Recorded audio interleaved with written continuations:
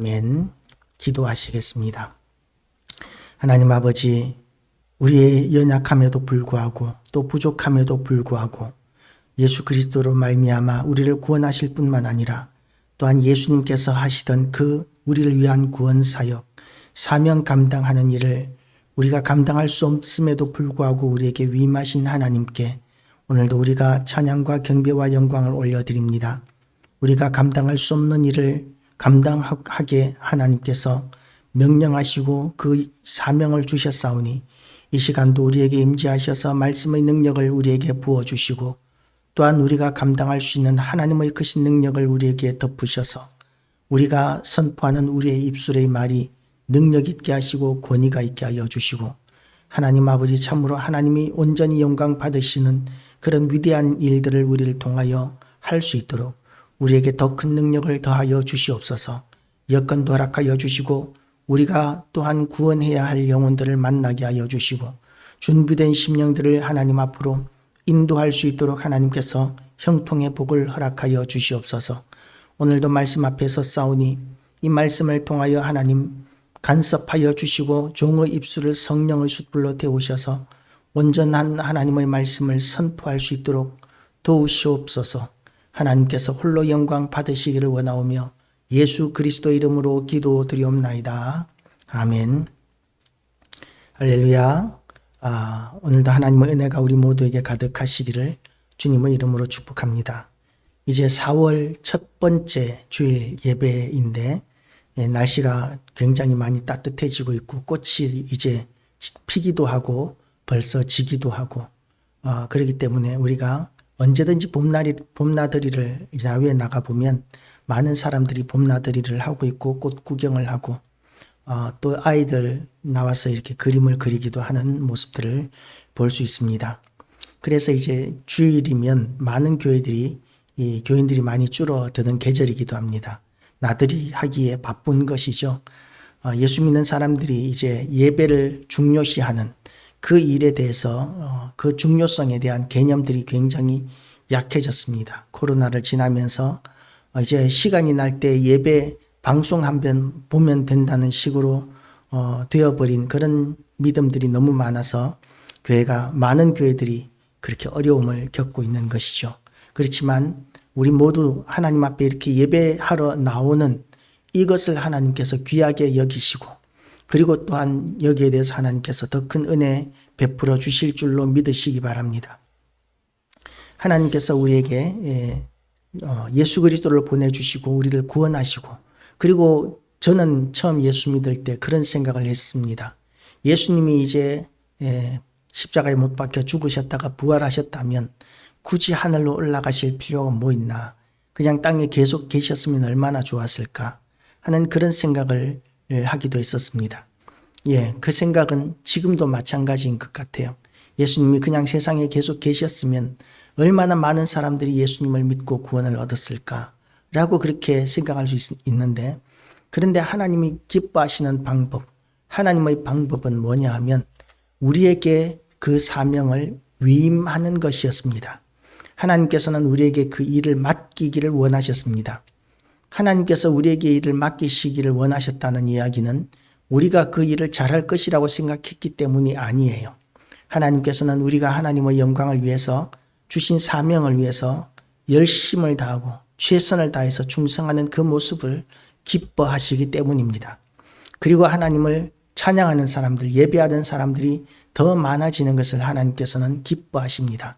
어떤 구두수선공이 구두수선을 하는 아주 그렇게 지금은 전문가로 이렇게 취급을 받지만 구두수선공이 그렇게 귀하게 여김받는 사람이 아닌 시대에 그 구두수선공이 구두를 수선하면서 늘 옛 찬송을 불렀습니다.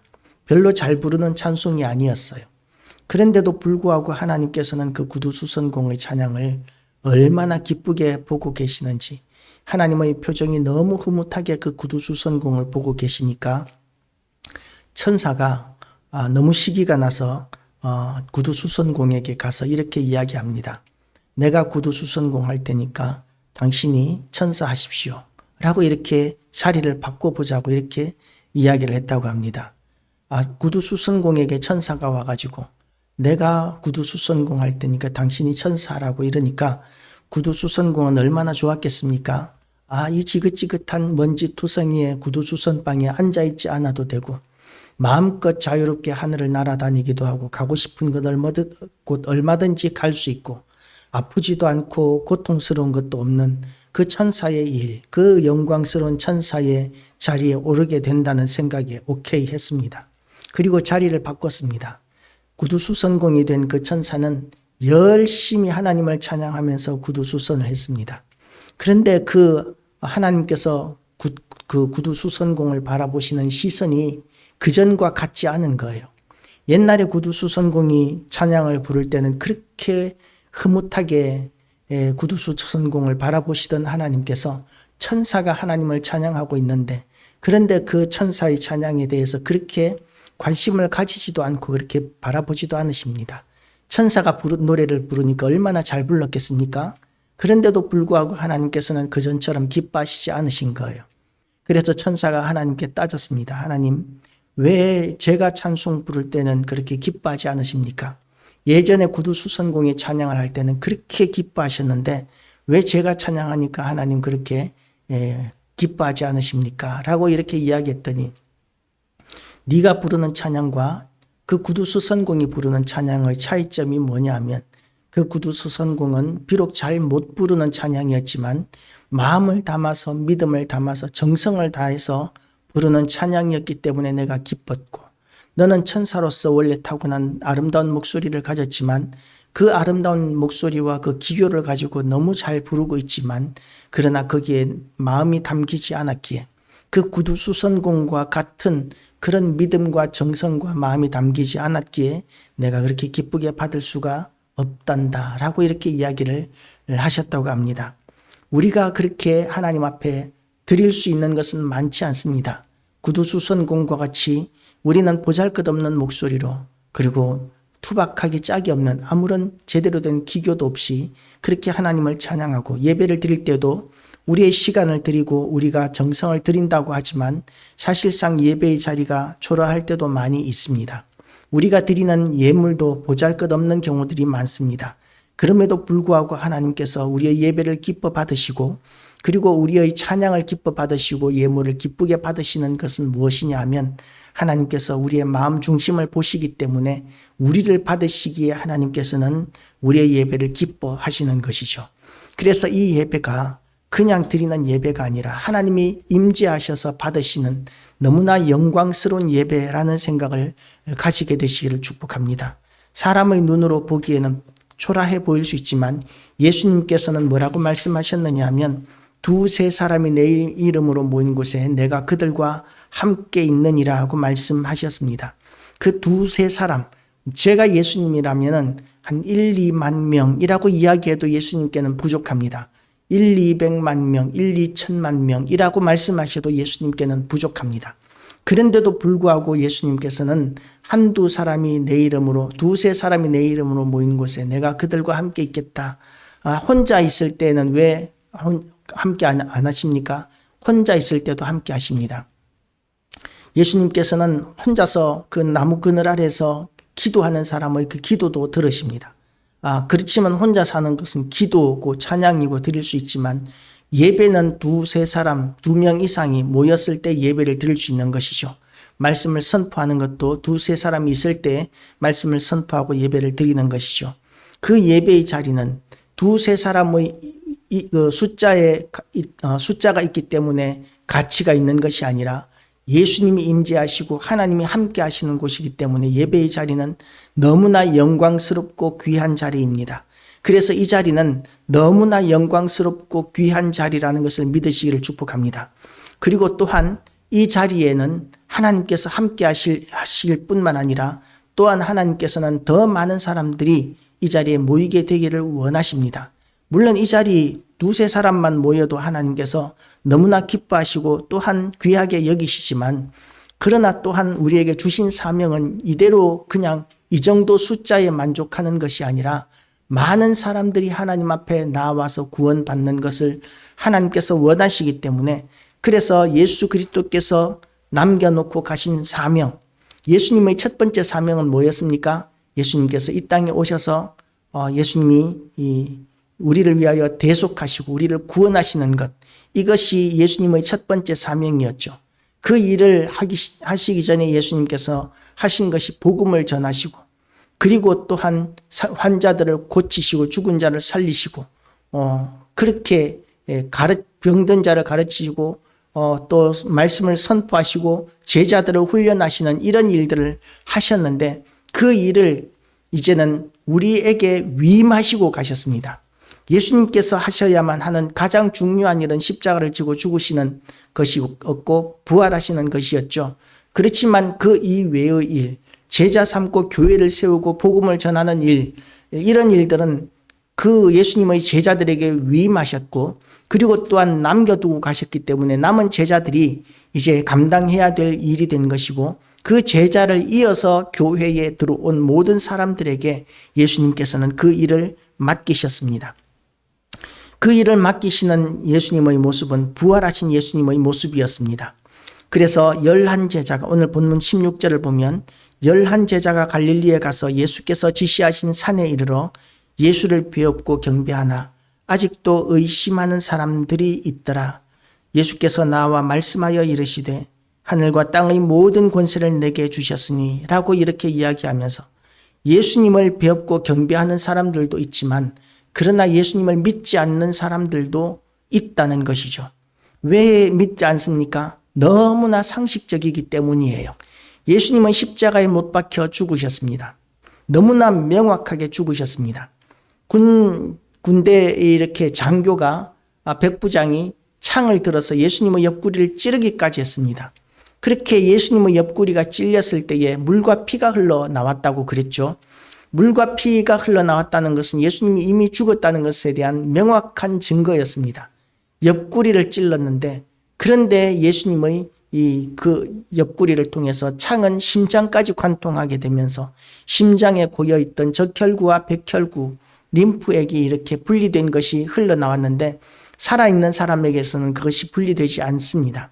완전히 죽으셨기 때문에 예수님께 그런 것이 흘러나왔고, 그리고 그런 것이 무엇을 의미하는지 모르던 시대의 사람들도, 그들은 예수님의 옆구리를 찌르는 그 모습을 보면서 십자가형에서 혹시 살아 있었을지라도 그 병사의 창이 옆구리를 찔러서 심장을 관통하는, 심장까지 찔려 들어가는 그 모습을 보았기 때문에, 그래서 예수님이 죽었다는 사실은 너무나 명확하게 증거되었습니다. 그렇기 때문에 예수님이 살아나셨다는 것은 있을 수 없는 일이었던 것이죠. 믿을 수 없는 일이었습니다. 어떻게 사람이 죽었다가 살아날 수 있느냐는 것이죠. 물론 예수님 시대에 죽었다가 살아난 사람들이 많이 있었습니다. 예수님이 십자가에 못 박히셨을 때에 그 무덤에서 살아나온 사람들이 많이 있었습니다. 그리고 그 사람들이 많이 이렇게 예루살렘 성 안으로 들어가서 사람들에게 보였고, 그리고 이제 성 안에서 소동이 일어났겠죠. 그렇게 죽었다가 살아난 사람들이 많이 있었습니다. 그런데 그렇게 죽었다가 살아나는 사람들이 있었던 것은 예수님이 살리셨기 때문에 가능했던 것이지, 예수님이 없이는 불가능한 일이었습니다. 그런데 예수님이 죽었습니다. 그러면 예수님을 누가 살립니까? 예수님은 죽었는데 누가 살리느냐는 말입니다. 우리가 늪에 빠졌을 때 늪에 빠진 사람이 살아나오기 위해서는 그 늪에 빠진 사람을 건져내줄 수 있는 늪 밖에 있는 사람이 필요합니다.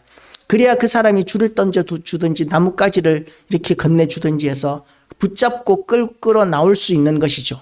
둘 다 늪에 빠져 있다면, 그러면 죽은 사람, 이 늪에 빠져 있는 사람은 서로를 구원할 수 없습니다. 그것과 마찬가지로 예수님께서 죽으셨다면 늪에 두 사람이 같이 빠진 것이나 마찬가지로 사람들은 여겼던 것이죠. 그래서 이제 예수님은 살아날 수 없다라고 생각을 했습니다. 예수님을 살릴 수 있는 사람은 예수님밖에 없는데 예수님마저 죽었기 때문에 예수님은 살아날 수 없다고 생각하는 것이 너무나 상식적인 이야기죠. 그래서 아직도 의심하는 사람들이 있는 것이 정상입니다. 이 성경이 기록될 때까지만 해도 마찬가지라는 것이죠. 그런데 지금도 예수님이 살아나셨다는 사실에 대해서 믿지 않는 사람들이 굉장히 많이 있습니다. 예수님께서 살아나신 것은 명확한 사실인데도 불구하고 다른 사람인 걸로 착각한 거야. 안 죽은 사람이 이렇게 예수님과 닮은 사람을 만나가지고 예수님인 척하니까 그러니까 예수님이 살아났다고 생각하는데 예수님은 살아난 것이 아니야 라고 주장하는 사람들도 있습니다. 그러나 명확한 증거는 예수님의 무덤인 것이죠. 무덤에 묻혀 있어야 할 예수님께서는 살아나셨기 때문에 무덤은 빈 무덤입니다. 얼마나 많은 사람들이 예수님을 믿습니까? 이렇게 많은 사람들이 예수님을 믿는다면 예수님의 무덤은 잘 보존되어 있어야 정상적이고 상식적이고, 그리고 또한 그 무덤 안에는 예수님의 유골이 잘 안장되어 있어야 상식적입니다. 수많은 사람들이 믿는 그 예수님의 무덤이 어떻게 함부로 회파될 수 있겠습니까? 그런데 예수님의 무덤은 비어 있습니다. 왜 비어 있느냐 하면 예수님께서 살아나셨기 때문이라는 것이죠. 그것을 부인할 수 없습니다. 예수님은 살아나셨고, 그리고 또한 수많은 사람들에게 보이셨습니다. 그리고 또한 뭐라고 말씀하시느냐 하면 하늘과 땅의 모든 권세를 내게 주셨으니, 하늘과 땅의 모든 권세를 사실은 예수님이 원래 가지고 계셨습니다. 그런데 성육신하셔서 이 땅에 사람으로 오시면서 다 내려놓고 오신 것이죠. 하나님으로서의 그 영광과 그 전능하신 능력과 그 모든 좋은 것들을 예수님께서는 다 내려놓고 천하디 천한 사람의 모습으로, 그것도 보통 사람이 아니라 말 구요에 사람이 잠자는 방이 아니라 마구간에서 예수님이 태어나셔야 할 만큼 그렇게 낮은 곳에 태어나셨습니다. 그렇게 낮게 내려오신 예수님이 이제 부활하시고 승천하시면서 모든 권세를 다시 회복하신 것이죠. 모든 영광을 회복하신 것입니다. 원래 가지고 계셨던 것을 하나님 아버지께 잠깐 맡겨놓고 이 땅에 오셨다가, 그리고 이제 부활하시면서 이제 모든 영광을, 하나님의 그 전능하신 능력과 하나님의 영광과 모든 권세들을 이제는 다 하나님으로부터 다시 받게 된 것이죠. 그래서 하나님은 하늘과 땅의 모든 권세를 내게 주셨다라고 이렇게 말씀하고 계시는 것이죠.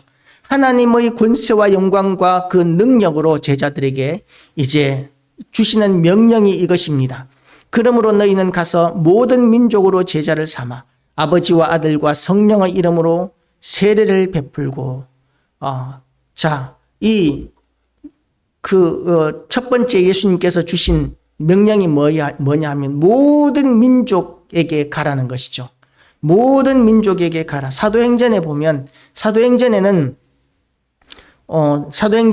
8절 말씀을 보면 오직 성령이 너희에게 임하시면 너희가 권능을 받고 예루살렘과 온 유대와 사마리아와 땅끝까지 이르러 내 증인이 되리라, 이렇게 말씀하셨습니다. 그러니까 이 예수님께서 제자들에게 주신 명령 첫 번째가 뭐였느냐 하면 성령 받으라는 거였죠. 성령이 임하여야 제대로 된 믿음을 가지게 되고 능력을 받게 된다는 것이죠. 그래서 교회와 성도들은 끊임없이 성령의 충만함을 구해야 합니다. 물론 우리는 성령을 받았습니다. 성령을 받았기 때문에 예수님이 믿어지는 것이죠. 그렇게 예수님이 믿어지는 것으로 끝나는 것이 아니라 사명 감당하기 위해서는 성령의 능력을 우리는 더 충만하게 받아야 합니다. 그렇게 성령의 충만한 능력을 받아서 사명을 감당해야 되기 때문에 첫 번째로 성령을 구해야 했습니다. 제자들은 성령을 받았습니다. 말씀하신 대로. 그 다음에는 가는 것이죠. 어디까지요? 모든 족속에게 가는 것입니다. 모든 민족에게 가는 것입니다. 우리는 때로는 가기를 두려워하고 어색해합니다. 복음을 전하는 것, 이거 쉬운 일이 아니죠. 강하고 담대해야 합니다. 그런데 우리가 은혜를 받게 되면 어떻게 되느냐 하면 전하고 싶어지게 되는 것이죠. 강하고 담대해지게 되는 것이죠. 전하지 않고는 못 견디는 그런 열정들이 우리에게 막 솟아나게 되는 것이죠. 사랑하면 숨길 수 없다라는 그 재채기와 사랑은 숨길 수 없다라는 이런 이야기가 있습니다. 재채기가 터져 나올 때 그걸 참을 수 있는 사람은 없지 않습니까? 터져 나오는 것이기 때문에. 그런데 사랑도 숨길 수 없다고 합니다. 숨긴다고 비밀 연애한다고 이렇게 노력은 하지만 다 이렇게 드러나게 된다고 이야기하죠. 우리도 마찬가지입니다. 하나님께 대한 사랑이 우리에게 충만해지게 되면 그것을 숨길 수가 없어지게 됩니다. 그래서 하나님을 기쁘시게 해드리고자 하는 그런 열심이 우리에게 생겨나게 되고, 그 일에 대해서 막 충성을 다하게 되고 그걸 하지 않으면 견딜 수 없어지는 그런 마음들이 우리에게 넘쳐나게 되는 것이죠. 그리고 또한 그것이 혹시 우리에게 어떤 오랜 기간이 지나면서 탈진하고 연약해져서 이제는 아무것도 할 수 없는 그런 지경이 되어서 우리가 아무것도 하지 않으면 회복이 되고 쉼이 되는 것이 아니라 그렇게 되면 우리가 침체되기 시작합니다. 그런데 언제 우리가 다시 살아나게 되느냐 하면 다시 우리가 그 사명감을 회복하고 복음을 전하고 그리고 우리가 이렇게 사람들을 만나기 시작할 때 우리가 그리스도인으로서 예수 그리스도를 소개하기 시작할 때 그때 우리의 심령이 다시 살아나게 되고 우리의 찬양이 살아나게 되고 기쁨이 살아나게 되고 믿음과 능력이 살아나게 되는 것이죠. 어떤 목사님이 이제 국내에서 해외 선교, 단기 선교를 이렇게 갔습니다. 그곳에 선교사님과 함께 그 지역에 복음을 전하러 다니는데 선교사님이 기도를 하니까 막 귀먹은 사람이 듣게 되고 말 못하는 사람이 말을 하게 되고 걷지 못하는 사람이 걷게 되고 하는 그런 기적들이 막 나타나는 거예요. 전도를 하는 중에. 그런데 그걸 어떻게 하느냐고 선교사님께 이 목사님이 물었습니다. 나도 그렇게 될 수 있으면 좋겠다고. 그랬더니 그 선교사님이 목사님도 그렇게 기도하면 될 겁니다. 해보십시오. 라고 이렇게 이야기를 하는 거예요. 그래서 그 목사님이 그 선교사님 말대로 담대한 마음을 가지고 이제 복음을 전하면서 기도해 주기 시작합니다. 병든 사람에게 기도해 주니까 병이 낫고 귀먹은 사람에게 기도하니까 귀가 열리고 말 못하는 사람에게 혀가 풀리고 말을 하게 되고 이러는 기적들이 그 목사님에게도 막 나타나는 거예요. 그래서 이 할렐루야 너무 감사하다. 그리고 이제 그 단기 선교를 마치고 국내에 돌아왔습니다. 그리고 이제 교인들 중에도 교회들마다 아픈 사람들이 많지 않습니까? 교인들에게 이제 그 아픈 사람들을 위해서 기도하기 시작한 거죠. 그런데 교인들에게는 치유가 안 나타나는 겁니다. 그래서 왜 안 나타나는가 그렇게 생각을 했더니 나중에 이렇게 깨닫는 말씀이 뭐냐 하면 복음을 전할 때 그런 능력이 나타난다는 것이죠. 우리는 그런 능력을 받기를 원하는데 그 능력과 은사를 받기 위한 방법으로 우리가 주로 사용하는 것은 기도 집회에 참석하는 것이죠. 기도 집회에 참석해서 열심히 기도하고 그리고 구하면 하나님께서 주기도 하십니다. 은사가 터지기도 합니다. 그런데 또한 은사가 터지는 중요한 통로가 하나 있는데 그게 뭐냐 하면 사명을 감당하는 거예요. 복음을 전하면서 사람들에게 축복하기 시작하고 그리고 기도해 주기 시작하면 그러면 축복 기도해 준다고 하는데 싫어하는 사람은 그렇게 많지 않습니다. 사람들을 만나서 그렇게 기도해 주고 축복해 주면 하나님께서 복음을 전하기 위해서 영혼을 건지시기 위하여 영광 받으시기 위해서 하나님께서는 지금까지는 우리에게 아무런 능력이 없었을지라도 우리에게 능력을 부으시고 덮으시고 그렇게 해서 우리를 통해서 그런 기적과 능력이 얼마든지 나타나게 하시는 거예요. 그것이 하나님이 일하시는 방법입니다. 물론 예수님께서 이 땅에 남아 계시면서 직접 하시면 훨씬 더 잘하셨겠지만 왜냐하면 하늘과 땅의 모든 권세를 가지신 분이시기 때문에 훨씬 더 잘하시겠지만 하나님께서는 우리의 그 마음 중심의 충성스러움을 가지고 사명 감당하는 일에 우리가 충성을 다하면 그것을 하나님께서 더 기뻐하시기 때문에 그때 우리에게 더 큰 능력과 은혜와 형통함을 부어주시는 경우가 많다는 것이죠. 그래서 우리가 그런 형통함을 다 누리게 되시기를 주님의 이름으로 축복합니다. 그리고 또한 이 제자들이 해야 되는 것이 뭐냐 하면 제자를 삼는 것이에요. 제자를 삼는 것이에요. 그냥 복음을 전하는 것 이것도 귀한 일입니다. 쉬운 일이 아니에요. 시간을 들여야 하고 노력을 들여야 하고 그리고 또한 때로는 손해를 봐야 하고 멸시를 당할 수도 있습니다. 그렇게 복음을 전하는 일 이것도 쉬운 일이 아니지만 교회 안에 이제 복음을 전해서 사람들이 들어오게 되면 그러면 그 사람들에게 사랑을 베풀고 섬기면서 사랑을 베푸는 것이 어떤 것인지를 알게 하고 섬기는 것이 어떻게 하는 것인지를 내가 섬기는 모습을 보여줌으로 알게 하고 예배는 어떻게 드리는지 성경은 어떻게 찾는지 우리가 옆에서 돌봐주면서 제자 삼는 이 제자로서의 삶의 모습을 보여주면서 우리가 제자를 훈련하는 것이죠.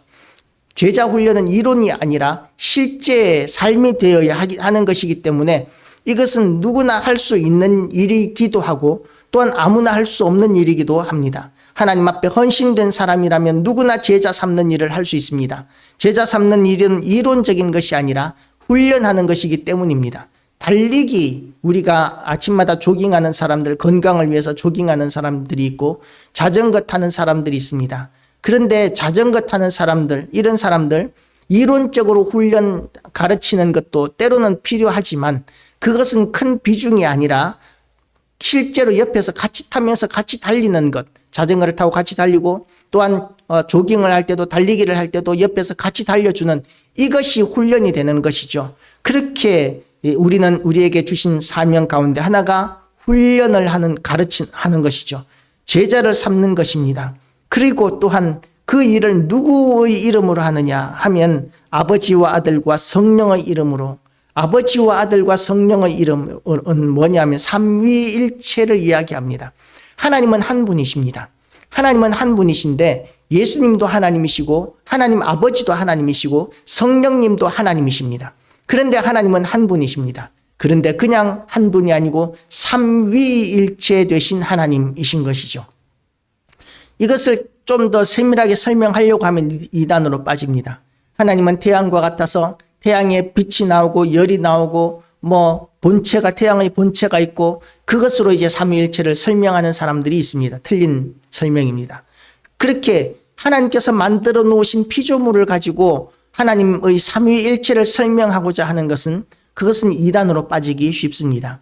그렇게 우리는 삼위일체 되신 하나님, 하나님은 한 분이신데 성부와 성자와 성령 하나님이 계시다 하는 것으로 우리는 받아들여야 하는데 그 이유가 뭐냐 하면 하나님은 창조주 하나님이시기 때문에 우리가 하나님께서 만들어 놓으신 어떤 피조물로 하나님을 설명할 수 있는 것이 없다는 것이죠. 세상의 모든 다른 것들은 다른 피조물들과 비교해서 그렇게 설명할 수 있지만 그러나 하나님은 이 세상의 다른 어떤 피조물로도 하나님을 설명할 수 없고 그것은 신성모독이 됩니다. 그런데 하나님은 한 분이시다라는 것이죠. 삼위일체 되신 하나님, 그 하나님의 이름으로 세례를 베풀고 하나님의 이름으로 세례를 베풀고 내가 너에게 분부한 모든 것을 가르쳐 지키게 하라. 가르쳐 지키게 하는 것, 이것이 제자 훈련이라는 것이죠. 모든 족속으로 가르쳐 지키게 하는 것, 이것이 제자 훈련이고 그리고 또한 그것이 언제까지여야 하느냐 하면 예수 그리스도 오실 때까지라는 것입니다. 볼지어다 내가 세상 끝날까지 너희와 항상 함께 있으리라 하시니라. 세상 끝날이 언제겠습니까? 세상의 멸망에 대해서 사람들은 두려워합니다. 그런데 세상의 끝날에 대해서 우리는 두려워할 필요가 없습니다. 왜냐하면 세상의 끝날은 우리 주님이 통치하시는 세상이기 때문입니다. 현재의 세상은 이제 멸망하고 사라지게 될 것이고 심판받게 될 것입니다. 그런데 구원받은 하나님의 백성은 어떻게 됩니까? 하나님께서 새롭게 창조하신 세상에서 새롭게 창조하신 새 예루살렘에서 영생을 누리게 되는데 그 영생을 누리는 새 세상은 하나님께서 새롭게 하신 세상이기 때문에 지금의 세상과는 완전히 다릅니다. 지금의 세상은 오염되어 있는 세상입니다. 타락되어 있고 변질되어 있는 세상입니다. 그런데 하나님께서 새롭게 만드실 세상은 너무나 아름답고 완전한 세상이 될 것입니다. 아픈 것도 없을 것이고 죽는 것도 없을 것이고 그런 세상이 될 것입니다. 그래서 우리는 종말에 대한 소망을 가지는 사람들이죠. 세상 사람들은 종말을 두려워하지만 우리는 종말을 기다리는 사람들입니다. 왜냐하면 그 종말이 훨씬 좋은 곳이기 때문입니다. 그래서 우리는 종말을 기다리고 예수 그리스도께서 이 땅에 다시 오셔서 우리를 영접하시고 우리를 영원한 하나님 나라에 들이시는 영원한 천국에 들이시는 것에 대한 소망을 우리는 가지게 되는 것이죠. 그것이 이 땅을 살아가면서 사명을 감당하는 또한 원동력이기도 합니다. 우리가 일을 하는데 소망이 없다면 아무 일도 할 수 없을 것입니다. 예를 들어서 직장 생활하는 사람에게 월급날이 없다고 생각해 보십시오. 월급을 안 주는데 계속해서 그 회사에 일할 사람이 얼마나 되겠습니까? 우리는 무엇입니까? 우리는 교회 다니지만 교회에서 월급 주지 않습니다. 교회에서 어떤 것 주지 않습니다. 그럼에도 불구하고 교회에 나오고 예배를 드리고 또한 교회에서 헌신하기도 하고 봉사하기도 하고 복음을 전하기도 하는 그 원동력이 어디에 있습니까? 하나님께서 우리에게 약속하신 하나님 나라 천국에 대한 소망이 있기 때문에 우리는 월급을 받지 않아도 충성을 다하고 헌신을 다하는 것이죠. 그리고 교회 안에서 그렇게 충성하고 헌신하고 사명 감당하는 일을 할 때에 하나님께서 우리 안에서 기뻐하시고 하나님께서 우리 안에서 기뻐하시는 그 기쁨이 우리에게도 느껴지게 되면서 우리도 기뻐지게 되는 것입니다. 그러니까 그 일을 더 즐거워하면서 감당하는 것이죠. 그렇게 우리의 원동력이 어디 있느냐 하면 우리의 구원에 우리 모든 헌신의 원동력이 됩니다. 그래서 세상 끝날은 우리에게 소망의 날입니다. 희망의 날입니다. 그래서 우리는 세상 끝날까지 하나님 앞에 충성을 다할 수 있는 것이죠. 주님이 속히 오시기를 기도하면서 말입니다. 먼저 하나님 나라에 간 사람들이 있습니다. 먼저 죽은 성도들은 하나님 보좌 앞에 엎드려서 뭐라고 기도하고 있습니까? 그날이 우리를 위하여 우리의 억울한 일들을 신원하여 주지 아니하시기를 언제까지 하시려나이까? 라고 하나님 보좌 앞에서 먼저 죽은 성도들이 기도하고 있습니다. 그것은 무슨 말이냐 하면 주님 빨리 재림하셔서 온 세상을 심판하시고 그리고 완전한 천국, 지금 성도들이 가 있는 곳은 완전한 천국이 아닌 낙원이잖아요. 완전한 천국에 들어가기를 원합니다라는 말이에요. 물론 지금 낙원에 있는 것도 너무나 좋은 곳이지만 그러나 그것은 육신을 입고 들어간 곳이 아닌 우리의 영혼만 가 있기 때문에 아직까지 불완전합니다. 그런데 예수님이 부활하시고 예수님께서 이 땅에 다시 재림하시면 어떤 일이 일어나느냐 하면 이 먼저 죽었던 모든 사람들이 다시 육신을 입고 부활하게 되는 거죠. 영혼만 부활하는 것이 아니라 모든 사람들이 아름다운 몸으로 부활하게 되는데 그 몸은 지금까지의 몸과는 완전히 다릅니다. 늙지 않는 몸이고 죽지 않는 몸이고 아프지 않는 몸이고 아름다운 몸이 될 것입니다. 우리의 연약한 모든 열등감이나 신체적인 컴플렉스나 이런 것들은 전혀 없는 완전한 몸, 아름다운 몸을 우리는 입게 될 것입니다. 그리고 자유로운 몸을 입게 될 것입니다. 자유롭게 얼마든지 가고 싶은 곳을 얼마든지 갈 수 있고 그리고 또한 어떤 불행도 없는 그런 완전한 천국을 우리는 누리게 될 것이기 때문에 먼저 가 있는 이 육신을 아직 입고 있지 않은 낙원에 가 있는 믿음의 선배들은 그래서 예수 그리스도의 재림의 날을 위하여 하나님 보좌 앞에서 기도하고 있습니다. 그리고 요한계시록 마지막 장에서 사도 요한이 기도하고 있는 것이 또한 그것입니다. 아멘 주 예수여 어서 오시옵소서. 이것이 이 신약 성경 마지막 기도인 것이죠. 우리의 기도도 마찬가지입니다. 우리 주 예수여 어서 오시옵소서 하는 것이 우리의 가장 간절한 기도의 제목입니다. 언젠가 이 어린 아이들 이렇게 여름 성경학교를 하는 연합회에서 하는 여름 성경학교에서 어떤 교사 집사님에게 이제 소원이 무엇이냐고 그 큐티 훈련을 하는 자리에서 소원이 무엇입니까? 라고 이렇게 자기 소원에 대한 이야기를 하는 기회가 있었습니다. 그런데 그 집사님의 그 소원은 뭐였느냐 하면 천국에 가는 것입니다. 라고 이렇게 이야기를 했습니다. 그 집사님의 소원만 천국에 가는 것이겠습니까? 우리도 우리의 소원은 천국에 가는 것이어야 합니다. 이 땅에 아무리 돈을 많이 모으고 이 땅에서 아무리 높아진다 할지라도 우리는 천국에 가는 것, 이것이 우리의 유일한 소원이어야 합니다. 며칠 전에 라디오로 전원주 씨가 나왔습니다. 완전히 개성에서 탈북한 개성에서 이제 6.25 때 탈북한 후손이라고 그래요. 개성 사람들은 정말 알뜰하게 아끼는 전략할 줄 아는 구두쇠 생활에 몸이 배어 있다고 합니다. 그래서 개성 사람들, 고향 사람들 가끔씩 이렇게 만나면 가난한 사람이 하나도 없다고 그래요. 그 비결이 뭐냐 하면 이 열심히 모으기 때문에 이렇게 된다고 그래요. 그 전원주 씨가 돈을 굉장히 많이 모았다고 합니다. 건물도 굉장히 많이 사놓았다고 합니다. 그래서 지금은 이제 돈 모으는 기쁨, 돈 모여지는 기쁨, 이런 것들이 있어서 행복하다고 그래요. 나이는 90이 다 됐는데, 그런데 80대 중반쯤 되는 것 같아요. 86인가 그렇다고 그러는데 그 연세에도 돈이 자꾸 모여가니까 기쁘고 즐겁답니다. 그런데 분명히 알아야 할 것이 있는데 그거 하나도 못 가져갑니다. 죽으면 그만이에요. 얼마나 더 오래 사실지 오래 사시면 좋겠지만 하나도 못 가지고 갑니다. 이 땅에 있으면서 돈 모이는 그 기쁨, 그 즐거움을 잠깐 누릴 수 있겠지만 그러나 그것은 이제 이 땅에서 잠깐 누리는 즐거움일 뿐입니다. 가지고 가지 못합니다. 그런데 우리가 가지고 갈 수 있는 것이 있는데 하나님 앞에 충성한 것, 헌신한 것, 사명 감당한 것, 우리의 믿음은 하나님 앞에 가지고 갈 수 있습니다. 그리고 그것을 통해서 하나님께서는 우리에게 영원한 상을 내려주십니다. 그래서 우리는 세상 끝날에 대한 소망이 있어야 합니다. 그 세상 끝날에 대한 소망을 우리가 가지고, 그리고 또한 하나님께서 우리에게 주신 사명 감당하는 일에 우리는 또한 세상 끝날까지, 주님이 오실 때까지 충성을 다하는 그런 원동력이 동기가 되어야 하는 것이죠. 세상 끝날까지 우리의 믿음을 견고하게 지켜나가기를 결단하시기를 축복합니다. 1999년 10월 24일인가요? 다미선교회에서 이제 예수님 재림하시는 날이 그날이다. 2000년이 되기 전에 예수님 재림하신다라고 이렇게 주장하면서 이 시한부 종말론이 한참 동안 그렇게 유행했었습니다. 온 나라가 떠들썩했었습니다. 그때의 제 직장 동료가 그런 이야기를 합니다. 그때 다미선 1999년 10월 24일 세상이 끝난다 그러는데 넌 어떻게 생각하냐라고 선배가 묻길래 그렇게 이야기했습니다. 그날 예수님이 만약에 재림하시고 세상에 종말이 온다 할지라도 그 사람들은 이단입니다.